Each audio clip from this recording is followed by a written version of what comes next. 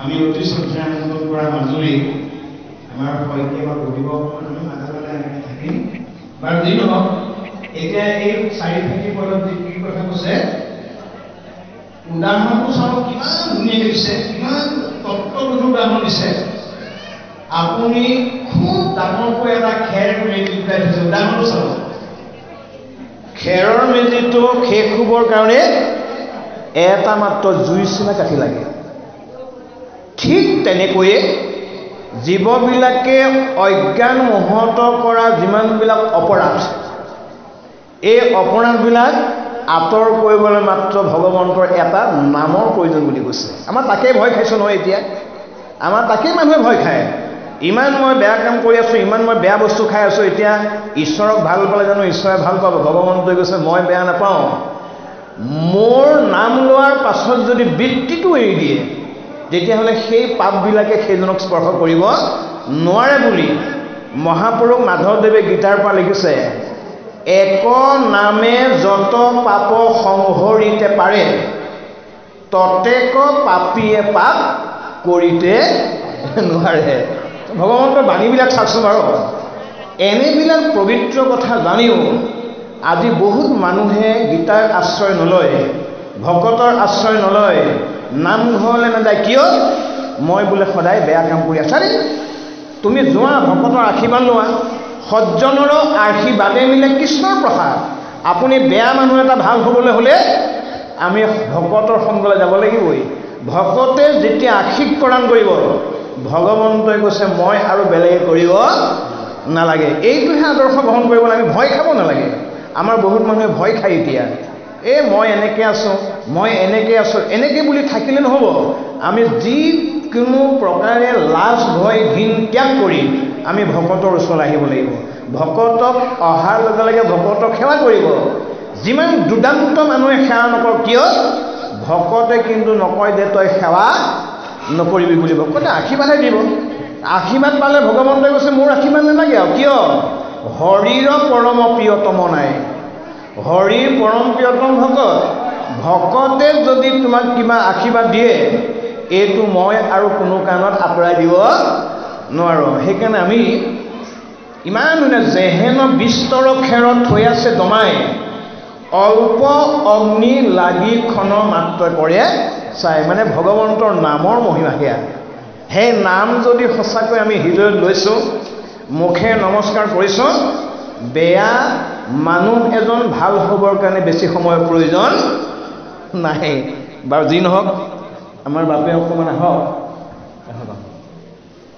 কৃষ্ণ কৃষ্ণ আমি অকণমান বিৰতি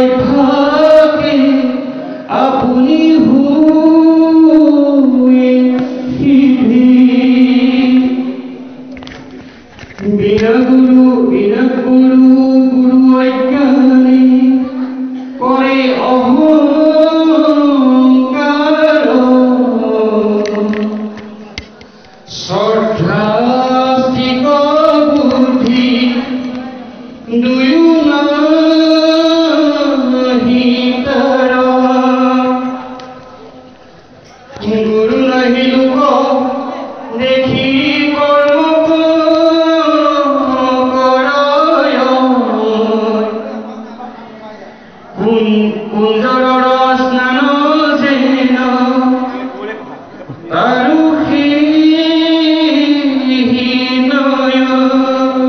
কৃষ্ণ হে কৃপালু গুৰুমূৰ্তি বাপ বান্ধৱ ভকত বৈষ্ণৱ সমস্ত সেৱকী সমস্ত যুৱক যুৱতী সমস্ত শ্ৰীকৃষ্ণ গীতাৰ চতুৰ্থ অধ্যায় এই চতুৰ্থ অধ্যায়ত ভগৱান কৃষ্ণই তেওঁৰ প্ৰাণৰ সখা বা বান্ধৱ অৰ্জুনৰ মনৰ যি সংশয় এই সংশয় ক্ৰম অনুসৰি ক্ৰমান্বয়ে ছেদন কৰিছে। আমি গীতা ভাগৱত কিয় শ্ৰৱণ কৰিব লাগে, কিয় কীৰ্তন কৰিব লাগে, এইটো এটা আমাৰ প্ৰত্যেকৰে অন্তৰৰ প্ৰশ্ন। যুৱক যুৱতীসকলে যদি নামঘোষা কীৰ্তন ৰামায়ণ মহাভাৰত এই শাস্ত্ৰ যদি ধৰ্মগ্ৰন্থ বুলি নহয়, ইয়াৰ পৰা আমি আহৰণ কৰি ল'ব লগা যি জ্ঞান বা ৰামায়ণ মহাভাৰত এই বেছিক বা মূলভূত কথাখিনি যদি যুৱক যুৱতীসকলে শিকি নলয়, বুজি নলয়, তেতিয়াহ'লে তেওঁলোকে জীৱনৰ প্ৰকৃত শিক্ষাখিনিৰ পৰা বঞ্চিত হ'ব। যিটোক প্ৰকৃত শিক্ষা বুলি কয়। প্ৰকৃত শিক্ষাই মানুহক কি শিকায়? আচল শিক্ষাই মানুহক কি শিকায়? আচল প্ৰকৃত শিক্ষাই মানুহক শিকায় আমি কেনেদৰে জীয়াই থাকিব লাগিব। জীৱন জীৱলৈ শিকোৱাটো শিক্ষাৰ এটা বৰ ডাঙৰ উদ্দেশ্য আৰু লক্ষ্য। যে আমি ভগৱন্তৰ কৃপাত আমি এই জগতলৈ আহিলোঁ, এই জগতলৈ আহি আমি আমাৰ নিজৰ কাৰণে, আমাৰ ঘৰখনৰ কাৰণে, আমাৰ গাঁওখনৰ কাৰণে আৰু আমাৰ জগতখনৰ কাৰণে, দেশখনৰ কাৰণে আমাৰ প্ৰত্যেকৰে কৰণীয় কিছুমান কৰ্তব্য আছে। যি যুৱকে বা যুৱতীয়ে মোৰ কৰণীয় কৰ্তব্য কি এইটো জনা নাই, সি যিমান কিতাপ পঢ়ি শিকিবলৈ বুজিবলৈ যত্ন কৰক, তাৰ জীৱনত কেতিয়াও সি শিক্ষা আহৰণ কৰি এই শিক্ষাৰ পৰা কিবা এটা আউটপুট বাহিৰ কৰি লোৱাৰ যিটো লক্ষ্য, এই লক্ষ্যত তেওঁ কেতিয়াও উপনীত হ'ব নোৱাৰে। দুখন হাত, দুটা ভৰি, দুটা চকু, এখন মুখ, দুখন কাণ, ঈশ্বৰে কাৰোবাক কমাই দিছে নেকি?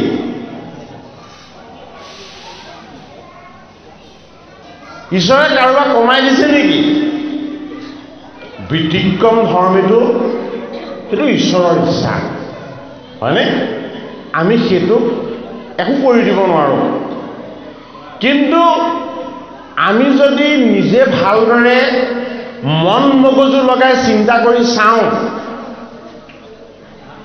ঈশ্বৰে আমাক কমকৈ দিছে জানো? হয়নে? গতিকে কমটো কাৰ? কমটো অৰ্জুনৰ নিজৰ। কি কম দেখিলে? যে মই যুদ্ধ কৰিবলৈ আহিছোঁ, কিন্তু মই যুদ্ধ কৰিব নোৱাৰোঁ। কিয় যুদ্ধ কৰিব নোৱাৰোঁ? যাক মই এতিয়া আক্ৰমণ কৰিব লাগিব, বধ কৰিব লাগিব, এই সকলোখিনিয়ে মোৰ আপোন। এতিয়া মই কাৰ লগত যুদ্ধ কৰিম? এইসকলক মই মাৰি বধ কৰি এইখন ৰাজ্য ভোগ কৰাতকৈ এইসকলৰ হাতত মোৰ মৃত্যু হওক। অৰ্জুনে কৈছে এইসকলৰ হাতত মোৰ মৃত্যু হওক, তেতিয়া মই অন্ততঃ হত্যাৰ পাপৰ পৰা মুক্ত হ'ম।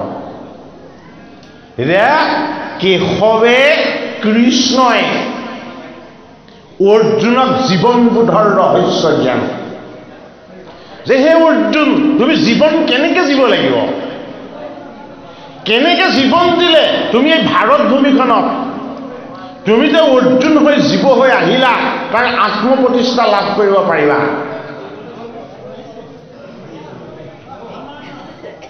হত্যা পশ্যসে স্বৰ্গম ইত্যাবভুষ্যসে মহিম তস্মাৎ দ্ৰতিষ্ঠ কন্তেয় যুদ্ধায়ু কৃতি নিশ্চয়া। আমাৰ যুৱক যুৱতীসকলে শুনক, গীতাৰ এটা শ্লোক 50 বাৰ যদি কীৰ্তন কৰে তেতিয়াহ'লে কি হয়, আমাৰ শ্বাস প্ৰশ্বাসজনিত একো ৰোগেই থাকিব নোৱাৰে। মই কোৱা কথা নহয়, মোক হেমভাই কৈছিল এই কথা। এইটো কাৰণে আমি সংস্কৃত ভাষাটো শিকি গীতাৰ শ্লোকবিলাক আমি কণ্ঠস্থ কৰিবলৈ যত্ন কৰিব লাগে। কেনেকৈ যত্ন কৰিব লাগে?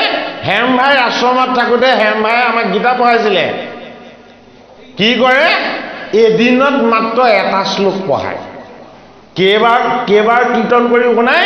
10 বাৰ। আৰু সেই শ্লোক জনাৰ অৰ্থটো তেখেতে কিমান সময় কয়? 1.5 ঘণ্টা। গীতাৰ 700 শ্লোক যদি তেখেতে বিশ্লেষণ কৰিবলৈ হয় অতি কমেও 700 ঘণ্টা লাগিব। গীতাৰ শ্লোক আমি জানিবই লাগিব। কিয় গীতাৰ শ্লোক আমি জানিব লাগিব? অৰ্জুনক ভগৱান কৃষ্ণই মনৰ সংশয়, অজ্ঞান, অবিদ্যা আৰু তমসা এইবিলাকক আঁতৰ কৰিবৰ কাৰণে গীতা দিছে। এইটো কাৰণে অৰ্জুনৰ কৰ্মৰ নিশ্চয়তাটোক এই শ্লোকটোৰ যোগেদি ভগৱান কৃষ্ণই শিকাই দিছে। কি বুলি শিকাইছে? হত্যা পশ্যসে স্বৰ্গম ইত্যাবভুষ্যসে মহিম তস্মাৎ দ্ৰতিষ্ঠ কন্তেয় যুদ্ধায়ু কৃতি নিশ্চয়া। হত্যা মানে মৰিলে, পাইশ্যসী মানে পাব কি? স্বৰ্গম। স্বৰ্গম মানে কি? স্বৰ্গসুখ। ইত্যাবভুষ্যসে মহিম, যদি তুমি যুদ্ধখনত জয়লাভ কৰিব পাৰা তেতিয়াহ'লে তুমি ভোগ কৰিবলৈ পাবা। তস্মাৎ দ্ৰতিষ্ঠ কন্তেয়, কিন্তু এটা স্বৰ্গ, ইটো ভোগ। তুমি যদি এই যুদ্ধখনত মৃত্যু হয় তোমাৰ স্বৰ্গপ্ৰাপ্তি হ'ব। এই যুদ্ধখনত যদি তুমি জিকা তেতিয়াহ'লে তুমি এই ভাৰত ভূমি ভোগ কৰিবলৈ পাবা।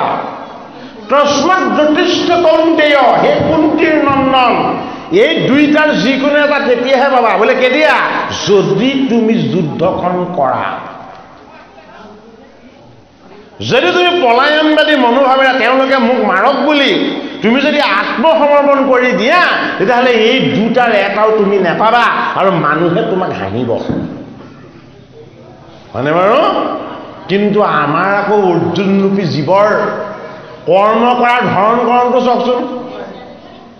মেট্ৰিক পৰীক্ষালৈ মানে ক্লাছ 10লৈ পাইছে, টিউচন 4টামান মনবস্ত কৰি ল'লে আৰু লগতে কি কৰিলে? লগতে লক্ষ্যৰ এটা সীমাৰেখা আঁকি ল'লে। বোলে কি? বোলে মই ডিষ্টিংশ্যন পাবই লাগিব। ডিষ্টিংশ্যন মানে 85%ৰ ওপৰ। ভগৱান কৃষ্ণই অৰ্জুনক শিক্ষাৰ সেইটো মাপকাঠি দেখুওৱা নাই। তুমি তোমাৰ শিক্ষা আহৰণৰ কাৰণে তুমি কষ্ট কৰা, কিমান কষ্ট কৰা, তুমি যিমানখিনি তোমাৰ শৰীৰে মনেৰে সৈতে তুমি কৰিব পাৰা, সময়ৰ সৎ ব্যৱহাৰ কৰি তুমি যিমান পাৰা অধ্যয়ন কৰা, শিক্ষাগুৰুৰ পৰা তুমি শিক্ষা লোৱা, নিজৰ সময়ৰ প্ৰতিটো পল অনুপল তুমি শিকা কামত প্ৰয়োগ কৰা। তুমি তাৰ কাৰণে কিমান পাৰ্চেণ্টেজ পাব লাগিব সেইটো তুমি নিৰ্ধাৰণ কৰি ল'ব নালাগে। কিয় নালাগে? তুমি শিকি যোৱা প্ৰতিটো কথাৰ ফল পৰীক্ষাৰ ৰিজাল্টেই নহয়। পৰীক্ষাত বহুত ভাল ৰিজাল্ট কৰা ছাত্ৰ ছাত্ৰীৰো ভৱিষ্যত আমি অন্ধকাৰ হোৱা দেখিছোঁ। পৰীক্ষাত তেনে সামান্য নম্বৰ পোৱা ছাত্ৰ ছাত্ৰীৰো বহুত উজ্জ্বল ভৱিষ্যত আমি দেখিছোঁ। গতিকে আমি আমাৰ কৰণীয় কৰ্তব্যৰ ওপৰত কিমান সচেতন, এই সচেতন জ্ঞানটো যদি লাভ কৰিবলৈ হয় আমি ক'ৰ পৰা ল'ম? গীতাৰ পৰা ল'ব লাগিব। গীতা কি? গীতা সাধাৰণ শাস্ত্ৰ নহয়। গীতা 18 যুগ সম্বলিত যোগশাস্ত্ৰ। এই যোগশাস্ত্ৰই যিখিনি আমাক দিছে সেইখিনি একো শাস্ত্ৰই আমাক কেতিয়াও দিব নোৱাৰে। আমাৰ জীৱনটো যদি শাস্ত্ৰসন্মত হয় তেতিয়া কি হ'ব? আমাৰ জীৱনৰ সদ্গতি হ'ব, জীৱনৰ প্ৰকৃত সুখ আৰু আনন্দ লাভ হ'ব।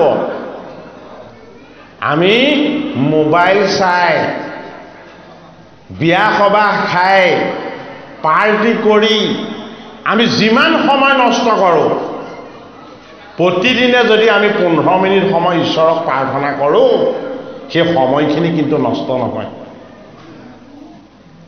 সেই সময়খিনিয়ে আমাৰ চঞ্চল জীৱনটোক দৃষ্টি কৰিব।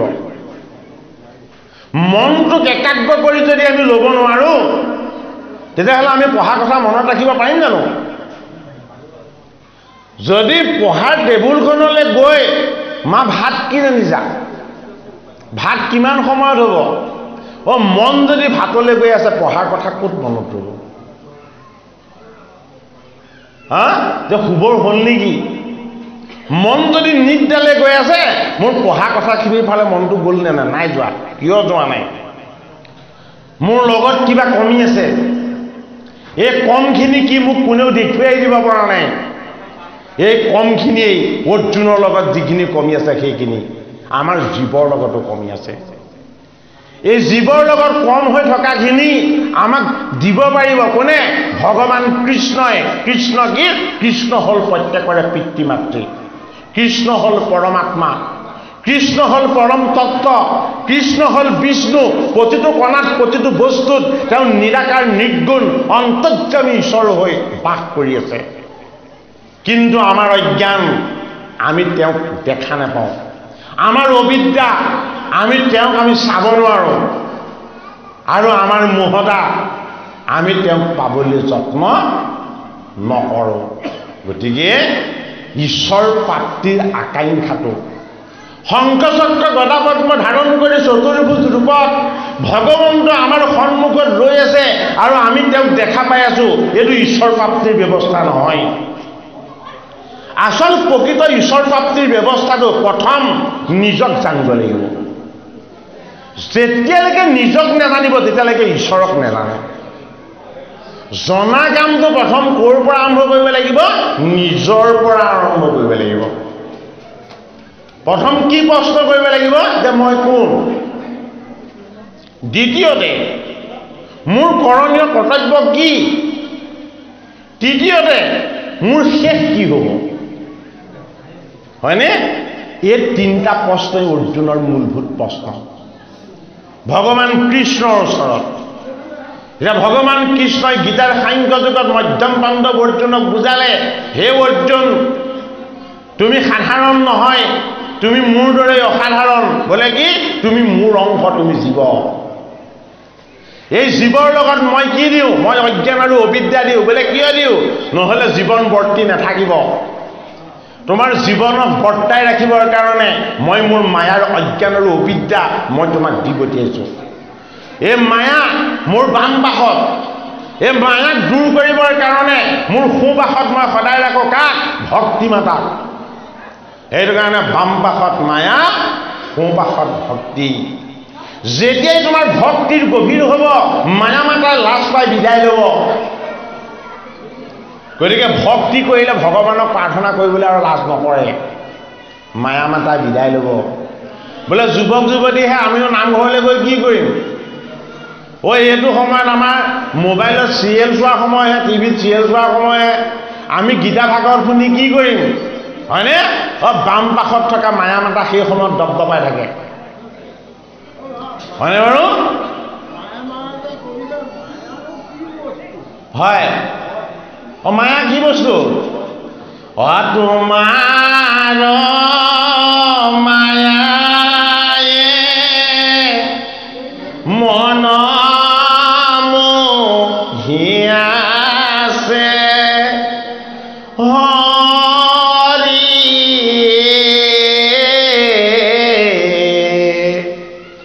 অজ্ঞান আন্ধাৰে পৰিয়া পাৰন পাও ৰাম ৰাম।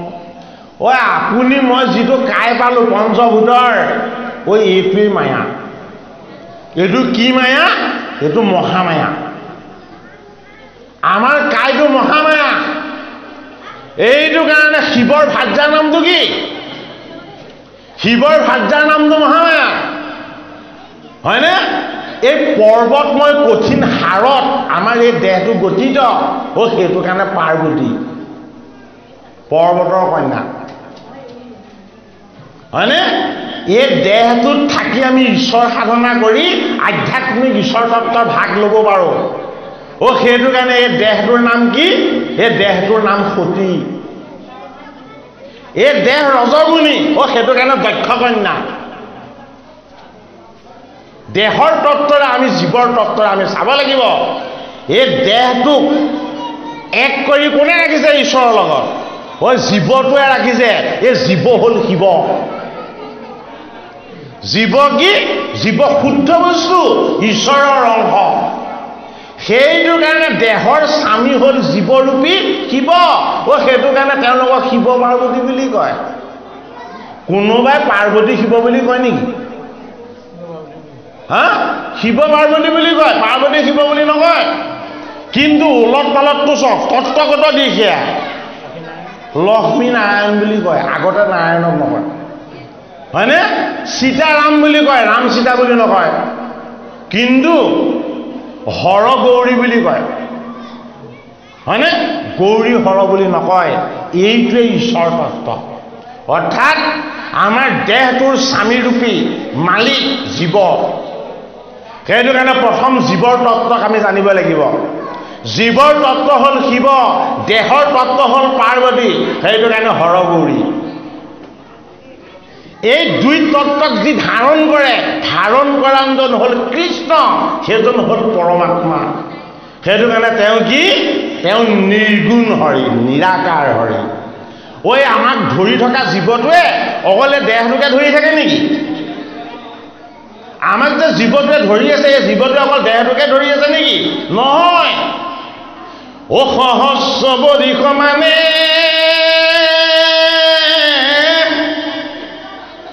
আছিলো যুগত ধ্যানে,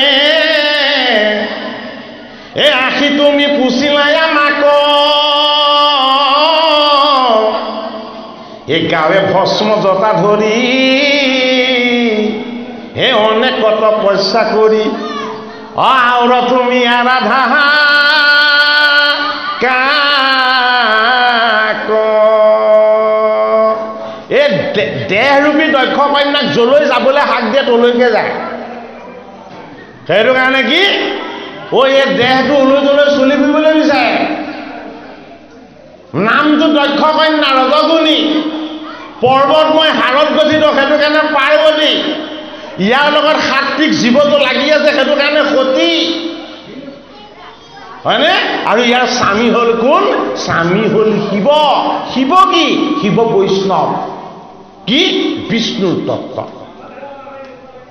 বিষ্ণুৰ অংশৰ কাৰণে বৈষ্ণৱ গতিকে শিৱ কিহত আছে শিৱ গুণত আছে কি গুণত তিনি গুণত সেইটো কাৰণে তেওঁ হাতত ত্ৰিশূল আমি শিৱ পূজা কৰিব নাপায় নহয় কিন্তু আমাৰ মানুহে শিৱ পূজাও কৰে আমি কিয় শিৱ পূজা কৰিব নালাগে নিজৰ পূজা নিজে কৰে জানো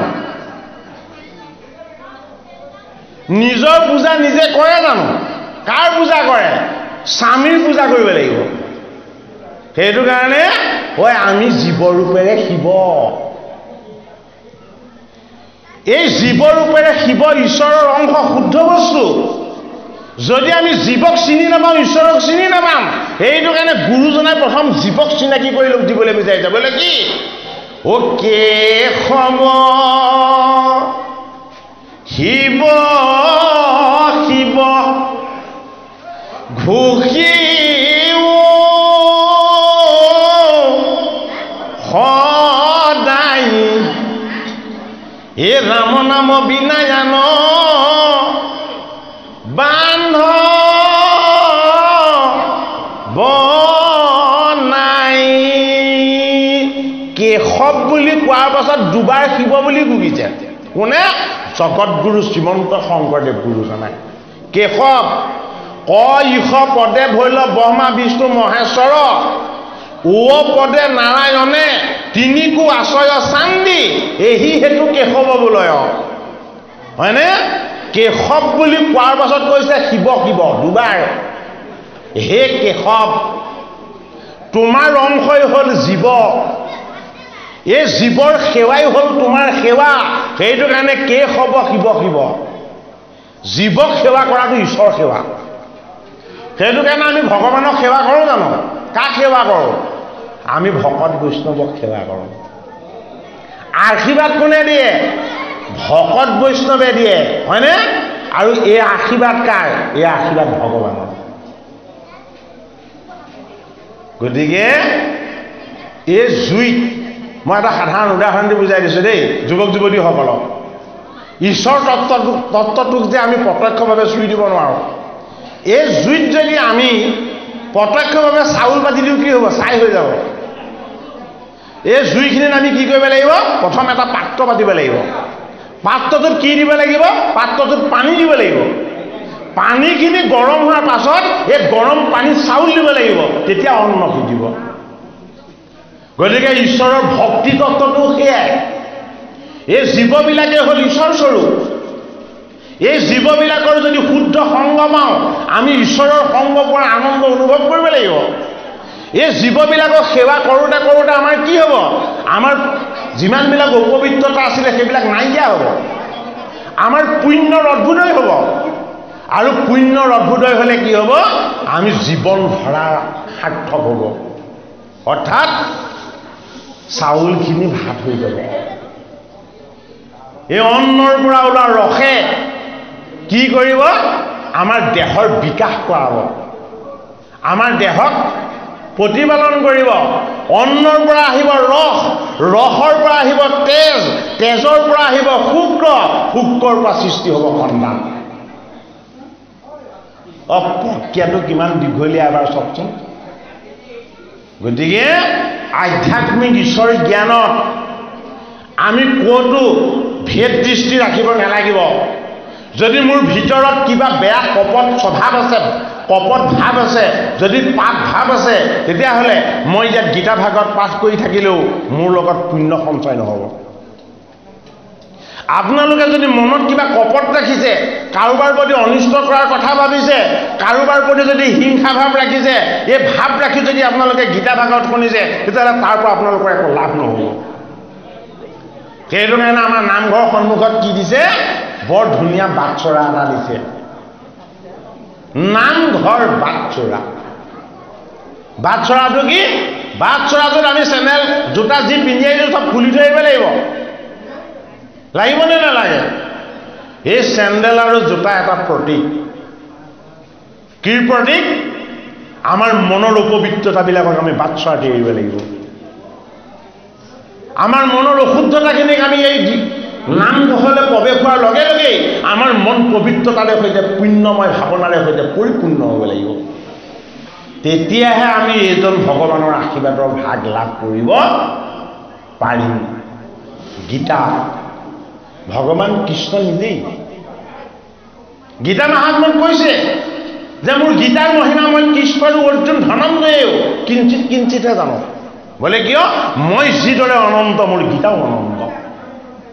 মোৰ গীতাৰ কোনো মহিমাৰ সীমা কোনেও ক'ব নোৱাৰে। সেইটো কাৰণে আপোনালোকেও ভাবি লওক, আপোনালোকে অনুভৱ কৰি লওক। আজি আমি 84 লক্ষ যোনিত জন্ম লৈছিলোঁ। 84 লক্ষ পাপৰ যোনিত জন্ম লৈ কোনোবা জনমৰ কিবা অকণমান পুণ্যৰ ফলত আমি মানৱ জীৱন লাভ কৰিলোঁ। আটাইতকৈ শ্ৰেষ্ঠ জীৱন হ'ল মানৱ জীৱন। এই মানৱ জীৱন পাই যদি আমি আমাৰ স্বভাৱ চৰিত্ৰ আচৰণ এইবিলাক যদি শুধৰণি কৰি ল'ব নোৱাৰিলোঁ, তেতিয়াহ'লে আমি আকৌ নিম্ন যোনিত জন্ম ল'ব লাগিব। যদি আমাৰ মনত হিংসা থাকে, হয় আমি কুকুৰ হৈ সিংহ হৈ বাঘ হৈ জন্ম ল'ব লাগিব। এইবিলাক হিংস্ৰ প্ৰাণী। আমাৰ মনত যদি ক্ৰোধ থাকে বেছিকৈ, তেতিয়াহ'লে আমি সৰ্প হৈ জন্ম ল'ব লাগিব। আমাৰ মনত যদি পুত্ৰ পৰিবাৰ এইবিলাকৰ প্ৰতি বেছি মায়া থাকে, তেতিয়াহ'লে মৃগ হৈ জন্ম ল'ব লাগিব। আমাৰ মনটো যদি পাপেৰে পৰিপূৰ্ণ হৈ থাকে, তেতিয়াহ'লে আমি হস্তি হৈ জন্ম ল'ব লাগিব। আমি যদি আনৰ ধন সম্পদ ঐশ্বৰ্য এইবিলাকৰ প্ৰতি যদি লোভ কৰোঁ, তেতিয়াহ'লে কেঁচু কুমতি হৈ জন্ম ল'ব লাগিব। ঈশ্বৰে আমাক এটা চান্স দিছে। এই চান্সটো আমি কেতিয়াও এৰাটো উচিত নহয়। কি চান্স দিলে? ঈশ্বৰে আমাক পুণ্যময় নৰতনু দিলে, মানৱ জীৱন দিলে। এই মানৱ জীৱন দিয়াৰ লক্ষ্যৰ উদ্দেশ্য এটাই, তুমি প্ৰথমতে নিজক চিনি লোৱা। নিজক চিনাৰ পাছত তোমাক কোনে প্ৰতিপালন কৰি আছে তুমি সেইজনক জানি লোৱা, আৰু সেইজনক উপাসনা কৰিবৰ কাৰণে আৰু সেইজনৰ আনন্দৰ ভাগ ল'বৰ কাৰণে তোমাক এই শ্ৰেষ্ঠ নৰতনু দিয়া হৈছিলে। যদি তেওঁৰ সেৱা, তেওঁৰ আশীৰ্বাদ, তেওঁৰ চৰণৰ ছত্ৰ ছায়াত যদি তুমি আনন্দ মনেৰে যদি স্থান বিচাৰা, তোমাক নৰ কৰি দিছিলোঁ, তুমি নৰহৰি হৈ যাবা, তুমি গুণমুক্ত হৈ যাবা। কিয়? জগতৰ হৰি কৃষ্ণৰ গুঞ্জক আৰু লীলা। গীতা ভাগৱত ইয়াত গুণমুক্ত। আমি গুণমুক্ত হ'ব নোৱাৰোঁ। কিয়নো আমাৰ হাতত ধৰি আছোঁ আমি প্ৰত্যেকেই জন্মসূত্ৰে এপাত ত্ৰিশূল। শিৱই ত্ৰিশূল ধৰা নাই, আমি ধৰি আছোঁ। দেখেছে আমাক ফটোখনত আমি কি ত্ৰিশূল ধৰি আছোঁ? আমাৰ দেহাটো বৰ্তাই ৰাখিবৰ কাৰণে আমাক ৰজগুণ লাগিব। এই ৰজগুণত যদি কেনেবাকৈ অকণমান ছিদ্ৰ লাগে, আমাৰ কোধ আহি যাব, এয়া তমগুণ। এই ৰজগুণ আৰু তমগুণ অত্যন্ত ভয় লগা বেয়া বস্তু। এই দুটাক আঁতৰ কৰিবলৈ হ'লে আমি ঈশ্বৰ সেৱা কৰিব লাগিব, একান্ত চিত্তে ভগৱত উপাসনা কৰিব লাগিব, শাস্ত্ৰৰ নয় আমি বিচাৰ কৰি তাক বৰণ কৰিব লাগিব, গুৰুৰ চৰণ সেৱা কৰিব লাগিব, ভকতৰ সংগত ভগৱন্তৰ আনন্দময় উৎসৱ আমি উদযাপন কৰিব পাৰিব লাগিব। এইটো হ'ল সাত্বিক গুণ। হে ৰজগুণ কমো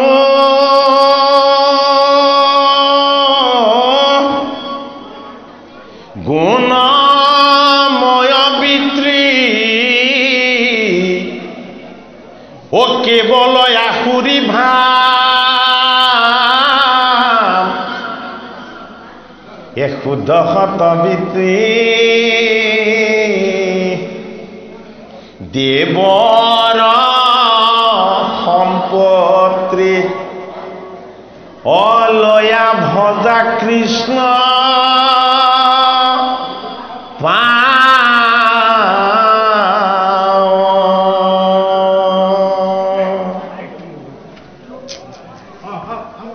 কৃষ্ণ।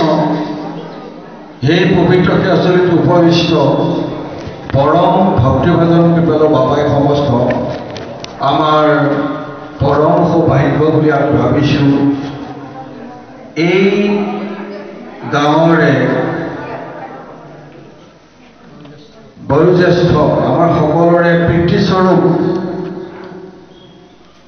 শ্ৰদ্ধাৰ হেম বৰা প্ৰভুজনে আমাৰ মাজত উপস্থিত হৈছেহি তেখেতে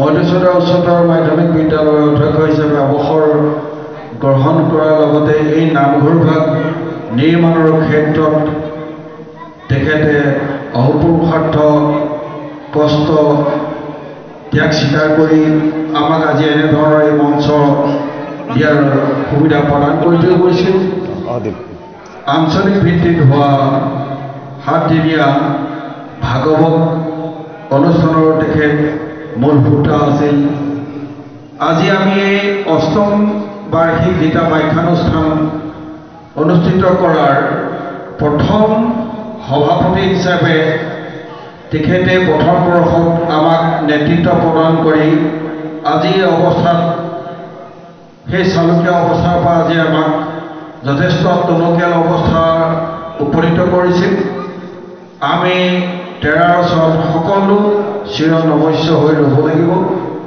আমি প্ৰভু ভগৱন্তৰ ওচৰতো কৃতজ্ঞ যে তেৰাই আমাৰ সকলোৰে প্ৰীতিস্বৰূপ এই প্ৰভুজনাক আজি ইয়াত আমাক সাক্ষাৎ কৰাৰ সুবিধা প্ৰদান কৰিলে এই সুযোগতে আমি আদৰণি সমিতিক তেখেতক আদৰণি জনাবৰ কাৰণে আদৰণি সমিতিৰ সম্পাদক বাপধন ভূঞাদেৱক সেৱা ধৰিছোঁ এয়া আমাৰ মাজত শ্ৰদ্ধাৰ হেম বৰা প্ৰভুজনা কৃষ্ণ সকলোৰে সেৱা ভাগ ধৰক কৃষ্ণ কৃষ্ণ হৰি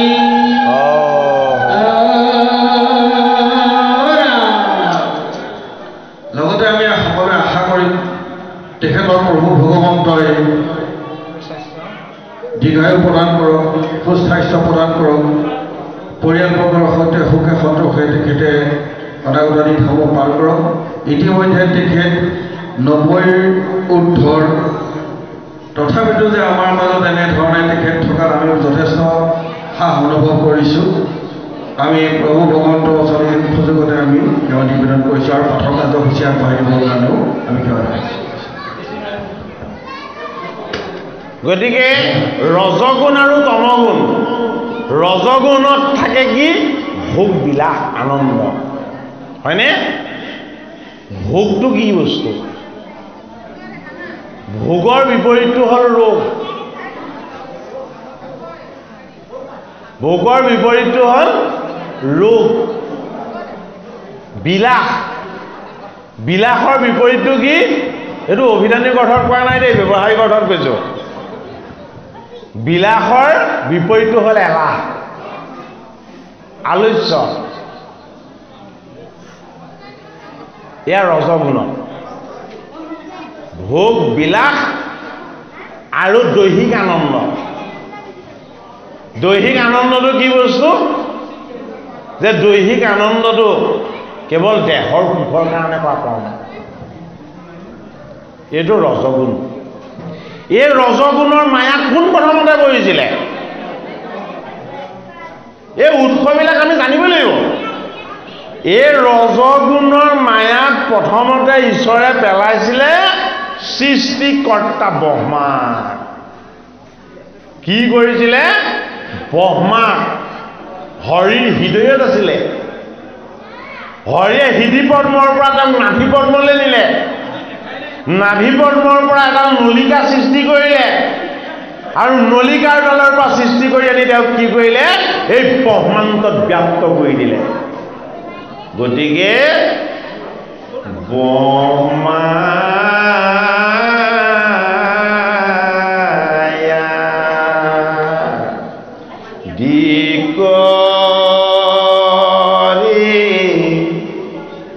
জীৱ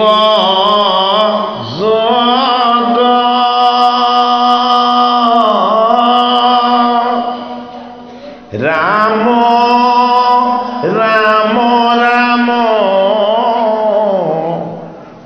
ৰাম ৰাম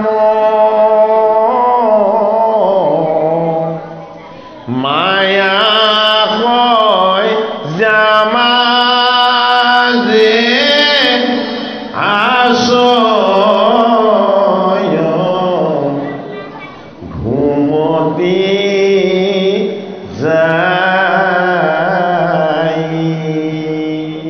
এই জীৱটো এই দেহৰূপী মাৰাৰ সজ্জাত অচেতন হৈ শুই আছে, হয়নে? এই জীৱ আৰু দেহ এই দুটা বস্তুক চৈতন্য কৰি ৰাখিছে কোনে? পৰমানন্দ হৰি কৃষ্ণই। আমি তাকে অনুভৱ কৰা নাই। এইটো কাৰণে মাধৱে ঘোষাত লেচাৰী ঘোষাত আমাক এক গোৱাইছে, তুমি চৈতন্য সনাতন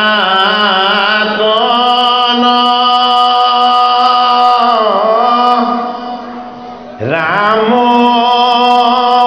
ৰাম ৰাম ৰাম ৰাম আমিও চেতন নিয়োগ নাথ গাই। আমাৰ চেতনা আছেনে বাৰু? নাই। চেতনা নাই বুলি ক'লে আকৌ মানুহে পিটিব, সেইজনে আকৌ কি কথা কৈছে? হা, আমি দেখি আছো শুনি আছো, কেনেকৈ চেতনা নাই? হয়নে? আমাৰ এটা চেতনা নাই। কি চেতনা? আত্মচেতনা। মইনো কোন? মই কিয় আহিছো এই জগতলৈ? মোৰ কৰণীয় কৰ্তব্য কি? কোনে উত্তৰ দিব? তুমি সেই চৈতন্য সনাতন, সেই সদায় বৰ্তি থকা মায়ামুক্ত মায়াশূন্য সমস্ত বিকাৰৰ পৰা মুক্ত আনন্দময় হৰি হে দৈৱকী নন্দন কৃষ্ণ, তুমি মোক উত্তৰ দিব লাগিব। বোলে কি? কেৱল তুমি চৈতন্য, মই জড়, মোৰ লগত অজ্ঞান আছে, অবিদ্যা আছে।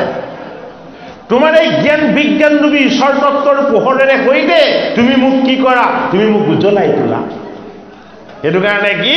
তুমি চৈতন্য সনাতন। মই মায়াৰ সজ্জাত অচেতন হৈ নিজক নাজানি নিজক নুবুজি, এই জগতক নাজানি তোমাক নুবুজি মই মায়াৰ সজ্জাত অচেতন হৈ শুই আছো। কিয় শুই আছো? মোক ক্ষুদ্ৰ সুখ লাগে। ক্ষুদ্ৰ সুখটো কিহৰ? ৰজগুণ, এই দেহৰ সুখবিলাক ক্ষুদ্ৰ সুখ। এই ক্ষুদ্ৰ সুখবিলাকক আশা কৰিলে কি হয়? ঐ আমাক জীৱন তীৰ্থলৈ আনিছিলে, ঐ এই জীৱনটো এটা গাঁত হয়, কূপ হয়, ভৱকূপ। এই ভৱকূপত গাঁতত পৰি জীৱবিলাকে কি কৰি থাকে? কক বকাই থাকিব লাগে। সেইটো কাৰণে ক্ষুদ্ৰ সুখে বহু আশা কৰি ভৱকূপে জীৱ আছে পৰি। গতিকে আমি ভৱৰূপী মায়াৰ কূপৰূপী গাঁতৰ পৰা আমি নিজক যদি উদ্ধাৰ কৰিবলৈ হয়, ঐ আমাৰ মা দেউতাই ভক্তি কৰি দিলে নহ'ব, আমাৰ খুৰা আইতাই ভক্তি কৰি দিলে নহ'ব। মই নিজে খালেহে যদি মোৰ পেটটো ভৰে, তেতিয়াহ'লে হৰি উপাসনা মই মোৰ বাবে নিজেই কৰিব লাগিব, হয়নে? কণ্টেক্সুৱেল ছিষ্টেমটো ঈশ্বৰে নেমানে, হয়নে? প্ৰহ্লাদে কি কৰিছিলে? প্ৰহ্লাদৰ বৈশিষ্ট্য চাওক। প্ৰহ্লাদ এজন বৈষ্ণৱ। মাতৃৰ গৰ্ভত থাকোঁতে নাৰদৰ কিবা ৰহস্য ভগৱতীৰ জ্ঞান তেওঁ পালে, কিন্তু কি কৰিলে? দৈত্য শিশুসকলক আকৌ বামানয় শাস্ত্ৰহে শিকায়, নিৰ্গুণ শাস্ত্ৰ শিকোৱা নহয়। দৈত্যটো কিহৰ প্ৰতীক? এই দেহটোৱে দৈত্য। ভালকে চিন্তা কৰি চাবচোন, এই দেহেই দৈত্য, ইয়ে অসুৰ। ইয়াক কি নালাগে? ইয়াক কিহে সন্তুষ্ট কৰিব পাৰে? যিটো বস্তুক একোৱে সন্তুষ্ট কৰিব নোৱাৰে, এইটো দৈত্য বা অসুৰ নহয় নেকি? হয়নে বাৰু? এই হিৰণ্যকশিপুৰ নাম দিছে সেইটো কাৰণে, হয়নে? হিৰণ্যকশিপু কি? হিৰণ্যকশিপু আমাৰ লগত থকা ৰিপুবিলাক। এই ৰিপুবিলাক যদি নহয় পুত্ৰ প্ৰহ্লাদ লাভ নহ'ব। পুত্ৰ প্ৰহ্লাদক পাবলৈ হ'লে আমাৰ ৰিপুবিলাকো লাগিব, কিন্তু ৰিপুবিলাকক নিৰ্যান কৰিবৰ কাৰণে কি লাগিব? বামানয় শাস্ত্ৰটো ত্যাগ কৰিব লাগিব। বামানয়, মই ডাক্তৰ হ'ম, ইঞ্জিনিয়াৰ হ'ম, প্ৰফেচৰ হ'ম, মই ভাল ব্যৱসায় কৰিম, ডাঙৰ ঘৰ বনাম, হয়নে, কেইবাখনো গাড়ী ল'ম, এই লক্ষ্য আৰু উদ্দেশ্য আগত ৰাখি যদি আমি জীৱন আগবঢ়াইছোঁ, এয়া বামানয় বৃত্তি, হয়নে? আমাক কি লাগিব?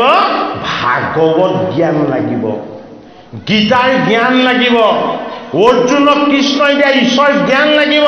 প্ৰহ্লাদে কি কৰিলে? প্ৰহ্লাদে দৈত্য গুৰুকো বিফল কৰি দিলে, হিৰণ্যকশিপুৰ দৰে উগ্ৰ পিতৃকো তেওঁৰ ওচৰত বিফল কৰি দিলে। কেনেকে? প্ৰহ্লাদৰ লগত ভক্তিৰ অস্ত্ৰ আছে। যেতিয়ালৈকে আমাৰ অস্ত্ৰ, শক্তি, সামৰ্থ্য আমাৰ ভক্তি নহয়, তেতিয়ালৈকে আমি জীৱনত কেতিয়াও ছাকচেছ হ'ব নোৱাৰোঁ, কৃতকাৰ্য হ'ব নোৱাৰোঁ। প্ৰথম ভক্তি, হয়নে? ৰামে কৰি দেখাইছে, বোলে কি? মই ৰামে সত্যটো কৰি দেখুৱাম। বোলে কি সত্য? বোলে ভগৱানক তুমি প্ৰথমতে ভক্তি কৰিব নালাগে। আমি প্ৰথম কাক ভক্তি কৰিব লাগে? আমাৰ পিতৃ আৰু মাতৃ। ৰামে পিতৃৰ বাক্য আৰু মাতৃৰ সত্য এই দুটাহে পালন কৰিছে, বেলেগ একো পালন কৰা নাই। গতিকে ৰামে যিটো কৰিছে আমি সেইটো জীৱনত কৰিব লাগিব। কি কৰিব লাগিব? পিতৃৰ বাক্য, মাতৃৰ বাক্য আৰু পিতৃৰ সত্য। মাতৃৰ বাক্যটো কি? মদ খোৱা ঠাইলৈ নাযাবি, মোবাইল বেছি সময় নাচাবি, অদৰকাৰী কথা মোবাইলত পাতি সময় নষ্ট নকৰিবি, কিতাপ পত্ৰবিলাক ভালকৈ পঢ়া শুনা কৰি জ্ঞান আহৰণ কৰ, বয়োজ্যেষ্ঠজনক আদৰ সন্মান শ্ৰদ্ধা কৰিবি, ডাঙৰজনৰ মুখে মুখে উত্তৰ নিদিবি। এয়া মাকে শিকাই থকা কথা হয়নে নহয়? হয়নে? এইকেইটা আমাৰ মুখস্থ হৈ গৈছে, হয়নে বাৰু? মুখস্থ হলে নহব, কণ্ঠস্থ হলে নহব। কি হব লাগিব? এইকেইটা আমাৰ হৃদয়ত বহিব লাগিব।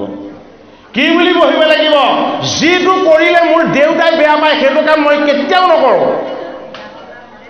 যিটো কথা ক'লে মোৰ মাতৃ বাক্য লগ্ন হ'ব সেইটো বাক্য মই কেতিয়াও নকৰোঁ। গতিকে ৰাম হৈ যাব। বোলে কি? যি পিতৃৰ বাক্য আৰু মাতৃৰ সত্য, এই দুটা বস্তু যি পালন কৰে, ৰা মানে কি? ৰা মানে অগ্নি, ম মানে কি? গোটেই বেয়াবিলাকক দহন কৰি দিব পৰাৰ শক্তি ক'ত আছে? মোৰ পিতৃৰ আশীৰ্বাদ, মোৰ মাতৃৰ উপদেশ, এই দুটা বস্তুত আছে। এইটো কাৰণে মৰ্যাদা পুৰুষ ৰামৰ মূৰ্তি এটা সন্মুখত বহুৱাই লৈ আমি সেই পূজা কৰিলে ঈশ্বৰক কেতিয়াও পাব নোৱাৰিম। যদি ৰামক সন্তুষ্ট কৰিবলৈ হয়, পিতৃৰ সত্য ৰামে যিদৰে পালন কৰিছিল, আমাৰ পিতৃৰ প্ৰতিটো বাক্য আমি প্ৰতিনিয়ত সদায় পালন কৰিব লাগিব।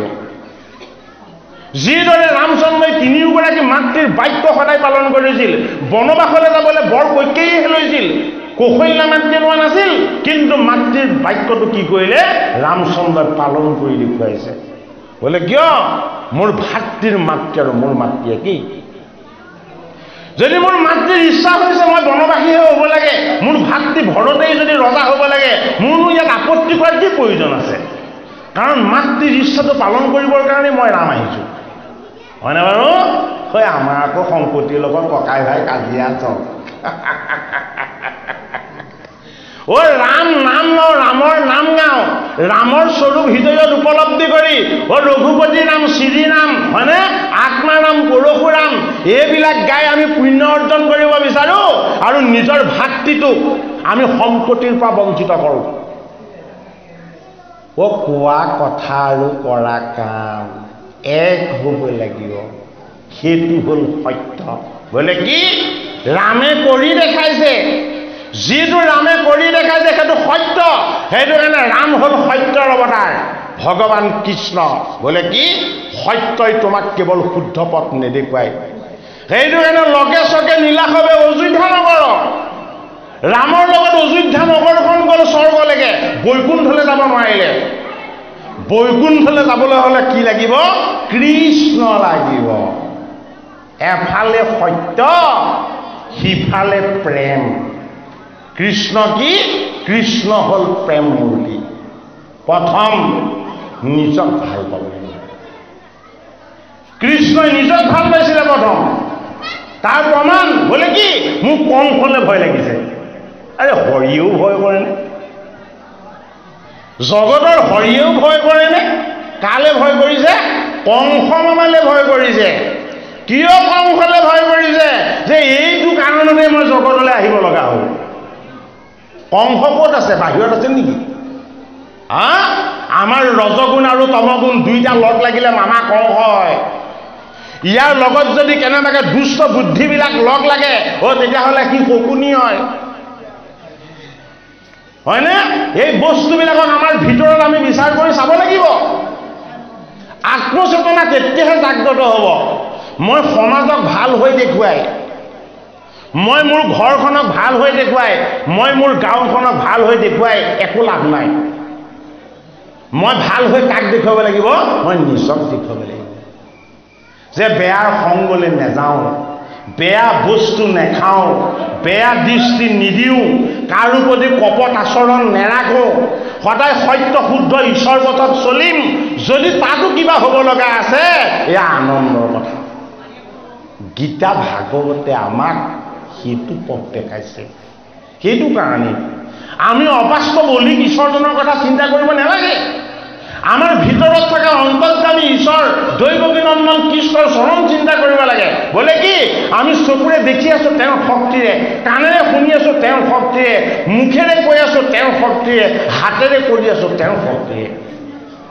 আমাৰ লগত নিজস্ব কোনো শক্তি সামৰ্থ্য নাই। মধ্যম পাণ্ডৱ বুদ্ধজন গীতাৰ প্ৰথম অধ্যায়ত জগতৰ হৰি দৈৱকী নন্দন কৃষ্ণই মনৰ বিষাদবিলাক দূৰ কৰি বিষাদক প্ৰসাদলৈ ৰূপান্তৰ কৰিছে। গীতাৰ দ্বিতীয় অধ্যায় সাংখ্য যুগত। সাংখ্য যুগত কি কৈছে? সাংখ্য যুগত অৰ্জুনক অদ্বৈত ঈশ্বৰ জ্ঞান দিছে। অদ্বৈত ঈশ্বৰ জ্ঞান কিয় লাগে? জীৱক কৰ্ম কৰিবৰ কাৰণে লাগে। এইটো কাৰণে তৃতীয় অধ্যায় গীতাত কি দিছে? কৰ্মযোগ। গীতাৰ সমস্ত কথাখিনি এটা তত্ত্বৰূপত। অৰ্জুন ৰূপী জীৱই যাতে ভগৱান কৃষ্ণ এই গীতাৰ বাণীৰ যোগেদি ভগৱত দৃষ্টি লাভ হয়, ঈশ্বৰ জ্ঞান লাভ হয়, যদি প্ৰয়োজন হয় ভগৱন্তৰ কৃপাত বিশ্বৰূপ দৰ্শন হয়। এই আনন্দময় ঈশ্বৰৰ ৰহস্যৰ ভাগ আমাক গীতা শাস্ত্ৰই দিব আৰু দিছে। সেইটো কাৰণে আমি গীতা ভাগৱত শ্ৰৱণ কীৰ্তন কৰিব লাগে। কৃষ্ণ সাধু কৃষ্ণ। আমি এটা কথা কওঁ যে আপুনি অকণ আগলৈ গৈছিলে মই যে ক'লে আমি আমাৰ কৰ্মৰ বিষয়ে অমুক হ'ব লাগিব, তমুক হ'ব লাগিব, তমুক হ'ব লাগিব। যদি সেইটোৱে হয় তেতিয়াহ'লে আমিতো প্ৰমোচন হৈহে আজি মানুহ হিচাপে জন্ম লাভ কৰিছোঁ। গতিকে মানুহ হিচাপে জন্ম লাভ কৰি আকৌ আমাৰ সেই দুৰ্গতি অৱস্থাটোলৈ কিয় যাবলগীয়া অৱস্থা এটা হয়? সেইটোকে নহওক বুলিয়ে গীতা ভাগৱত। কাৰণ আমি যদি মনৰ ভাৱটোক শুদ্ধ কৰি ল'ব নোৱাৰোঁ, ভাগৱতৰ পঞ্চম স্কন্ধত দিছে কি? জড়ভৰতৰ কথা। জড়ভৰত কাৰ পুত্ৰ আছিলে এসময়ত? ঋষভৰ পুত্ৰ। ঋষভ প্ৰণয়, এই ঋষভ প্ৰণয় হৈ ভৰত হৈ জন্ম লৈ জীৱনৰ অন্তিম সময়ত তেওঁ মুখ্য সাধনৰ কাৰণে কলৈ গ'ল? পুলহ ঋষিৰ আশ্ৰমলৈ গ'ল। পুলহ ঋষিৰ আশ্ৰমত গৈ তেওঁ প্ৰথম তপ ব্ৰত এইবিলাক পালন কৰিলে। কি কৰিলে? হৰিৰ গুণ কীৰ্তন কৰিলে। তাৰপাছত তেওঁ বেদ অধ্যয়ন কৰি গম পালে যে ওমকাৰ প্ৰণৱ মন্ত্ৰ জপ কৰিলে জীৱৰ মুখ্য সাধন হয়। আৰু ওমকাৰ মন্ত্ৰ জপ কৰিলে। ওমকাৰ মন্ত্ৰ জপ কৰি এক ওচৰত লীন কৰি থাকিবৰ কাৰণে তেওঁ নদীৰ পাৰত বহি যেতিয়াই তেওঁ উপাসনা কৰি আছিলে তেতিয়াই দেখিলে এটা বাঘে এজনী মৃগ খেদি আহিছে। এই মৃগজনী বাচিবলৈ নদীত জাপ মাৰি দিলে আৰু তাই গৰ্ভৱতী আছিলে। তাইৰ এটা সন্তান জন্ম হ'ল আৰু মৃগজনী উঠি গুচি গ'ল। ভৰতে জানিছিলে জীৱক প্ৰেম কৰিলে ঈশ্বৰ প্ৰেম হয়। গতিকে সেই মৃগ পোৱালিটো জলৰ পৰা তুলি আনিলে, তাক বৰ কষ্ট কৰি প্ৰতিপাল কৰি ডাঙৰ দীঘল কৰিলে। আহিছিলে পুলহ ঋষিৰ আশ্ৰমত বানবন্ধ গ্ৰহণ কৰি মুখ্য লাভ কৰিবৰ কাৰণে। কিন্তু ঈশ্বৰে আমাক পৰীক্ষাটো দেখুৱাই দিছে। ভৰতৰ পুত্ৰ, ঋষভৰ পুত্ৰ হৈ যদি তুমি জন্ম লোৱা, তোমাৰ কেতিয়াও মুখ্য সাধন নহয়। বোলে কি? যদিহে তুমি মনৰ মায়াৰ বন্ধনৰ পৰা মুক্ত হ'ব নোৱাৰা। কি কৰিলে? মৃগ পোৱালিটোক ঘৰতে প্ৰতিপালন কৰিলত তাৰ চেহেৰাটো দেখিবলৈ বৰ ধুনীয়া হ'ল। পাছত আৰু সেই ভৰতৰ টপ জপ জোক সকলো সেই মৃগ পোৱালিটোৱে হ'ল, বেলেগ একো নাথাকিল। ধ্যানত বহি বহি আকৌ তেওঁ ধ্যান ভংগ হৈ মনলৈ আনি লয়, আকৌ পোৱালিটো বাঘে খালে নেকি? আকৌ মোৰ মৃগ পোৱালিটো মাকজনীক বাঘে খেদি মাৰিলে, এই মৃগ পোৱালিটোক আকৌ বাঘে খালে নেকি? হয়নে? য'তে থাকে ত'তে অকল সেই মৃগ পোৱালিটোলৈ মনত পৰি থাকে। তাৰ পাছত তেওঁ কি হ'ল? মুখ্য সাধন নহ'ল, মৃগ পোৱালি এটা হৈ জন্ম ল'লে। গতিকে মৃগ পোৱালিটোক এই মহাভাৰতত আনি আকৌ মৃগয়া কৰা হৈছে। এই মৃগয়া আমি কৰি আছো, আমি দেখা নাই। এই মৃগয়া কৰাৰ পৰা আমি মুক্ত হ'ব লাগিব। সেইটো কাৰণে ভাগৱতৰ প্ৰথম স্কন্ধত দিছে কি? পৰীক্ষিতৰ মৃগয়া। এই জীৱৰূপী পৰীক্ষিতে এই কাম ক'ত লোভ মোহ দম্ভদেহ অহংকাৰৰ এই ধনুষৰবিলাক লৈ এই ৰজগুণ তমগুণৰ বৃত্তি প্ৰতিষ্ঠাৰ ধনুখনেৰে সৈতে এই সংসাৰ বনত মায়া মৃগ চিকাৰ কৰি আছে। এই সংসাৰ বনত যদি আমি কেৱল মায়া মৃগকে স্বীকাৰ কৰোঁ, আমাৰ কণ্ঠত ভগৱানৰ নাম থাকিব লাগিছিল। কি থাকিলে? মায়া মৃগ পাপৰ প্ৰতীক, সেইটো কাৰণে মৰা সাপ। শ্ৰমিক মানে সাধনময় জীৱন। সাধনময় জীৱনত যদি অসাধন বস্তু আহে, এই দেহটো অসুচি হ'ব। এইটো কাৰণে শ্ৰমিক ঋষিৰ গলত পৰীক্ষিতে মৰা সাপ মেৰিয়ালে। প্ৰথম মায়া মৃগৰ পাছত যদি দৌৰো, আমাৰ মন অপবিত্ৰ হয়। মনটো অপবিত্ৰ হ'লে ই মৰা সাপ হৈ আমাৰ দেহ অপবিত্ৰ কৰিব, কায় অপবিত্ৰ কৰিব। মন আৰু কায় এই দুটা যদি অপবিত্ৰ হয়, তেতিয়াহ'লে আমালৈ ক'ত আহিব? অহংকাৰ আহিব। এই কোট আৰু অহংকাৰ হ'ল শৃংগী, হয়নে? শৃংগীৰ পৰা উৎপত্তি হ'ল মৃত্যু। এই মৃত্যুকো মহামৃত্যু কৰি, ঈশ্বৰ তত্ত্ব কৰি, ভগৱত বস্তু কৰি, ভগৱন্তৰ চৰণ পোৱাৰ যি সাৰ্থকতা, এই সাৰ্থকতাক দেখুৱাবৰ কাৰণে পাণ্ডৱৰ নদী পৰীক্ষিতে গংগাৰ পাৰত গুৰু ভগৱান শুকৰ চৰণত বহি সত্য দিৱস আনন্দময় ভাগৱত কথা শ্ৰৱণ কৰিলে। গতিকে ভাগৱত কথা শ্ৰৱণ কীৰ্তন কৰিলে, গীতাৰ কথা শ্ৰৱণ কীৰ্তন কৰিলে আমি কি হ'ব লাগে, কি হ'ম, এই সংশয় আৰু ৰাখিব নালাগে। বোলে কিয়? অগ্নিয়ে পাপবিলাকক ভস্ম কৰিবে। অগ্নিৰ এইটো বৈশিষ্ট্যই, যিমান শুকান জাবৰ জোঁথৰ নাথাকক কিয়, এটা জুই চলা কাঠিয়ে যথেষ্ট। গতিকে আমাৰ লগত যদি পূৰ্বজন্মৰো সঞ্চিত কিবা পাপ আছিলে, যদি ভগৱন্তৰ নাম পাওঁ, ভকতৰ সংগ পাওঁ, গুৰুৰ চৰণ পাওঁ, তেতিয়াহ'লে আমাৰ লগত আৰু পাপ থাকিব নোৱাৰিব। এই সুদৃঢ় বিশ্বাস ভগৱান কৃষ্ণই মধ্যম পাণ্ডৱ অৰ্জুনক দিছে। এই ঈশ্বৰ জ্ঞান যদি আমি কেনেবাকৈ লাভ কৰি আমি আমাৰ জীৱনটোক যদি কেনেবাকৈ আমি ঈশ্বৰমুখী কৰি ল'ব পাৰোঁ, তেতিয়াহ'লে আমি সুখী হোৱা, দুখী হোৱা, তাপি হোৱা এইবিলাক ভাৱ আৰু আমি মনত ৰাখিব নেলাগে। অন্তৰ্যামী হৰিয়ে আটাইতকৈ বেছিকৈ ভাল পায় ভকতক। ভকতৰ লগত তেওঁ পক্ষপাতিত্ব কৰে। নহ'লে ভগৱান কি? ভগৱান নিৰপেক্ষ, সমস্ততে সম। কিন্তু ভগৱন্তৰ এটা অতি প্ৰেমময় গুণ আছে। বোলে কি? মই মোৰ ভকতৰ পক্ষ লওঁ, মই মোৰ ভকতৰ পক্ষ লওঁ। বোলে কিয়? এই ভকতে সে মোৰ হৃদি জানিবা নিশ্চয়, এই ভকতজনৰ জানা আমি হৃদয়। গতিকে তিনি গুণ, তিনি অহংকাৰ। আমি গুণমুক্ত হোৱাৰ এটা উপায় বোলে কি? অতযুগুণ নাম হৰি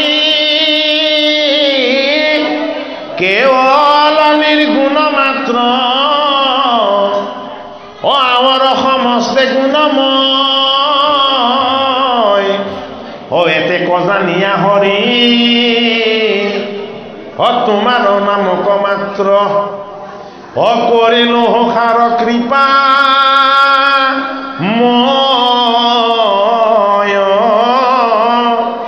কৰিলো সাৰ কৃপা মই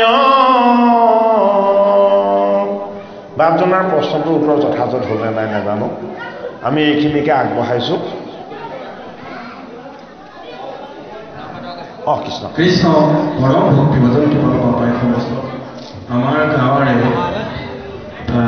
যুৱ তাৰপাছত আপুনি পাঠ কৰিব তাৰপাছত আপুনি পাঠ কৰিব যুৱ সমস্তই নাম গছ এটি দিহানাম পৰিৱেশন কৰিব মনস্থ কৰিছে তেওঁলোকে বহুত আশা কৰি প্ৰেক্টিছো কৰি আছিলে গতিকে আমি ভাবিছোঁ তেওঁলোকে এই সুযোগতে এই দিহানাম ভাগ পৰিৱেশন কৰি এই আধ্যাত্মিক অনুষ্ঠানটি